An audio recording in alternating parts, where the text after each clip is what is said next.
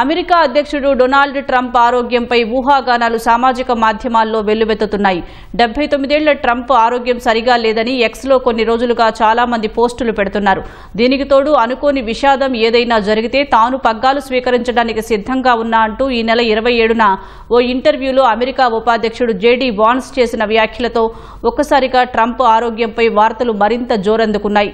Trump కూడా కొన్ని రోజులుగా బాహ్య ప్రపంచానికి కనీసం కనిపించడం లేదు. ఆయన ఏదైనా చెప్పాలనుకుంటే తన సామాజిక మాధ్యమం ట్రూత్ సోషల్ ద్వారానే వెల్లడిస్తున్నారు.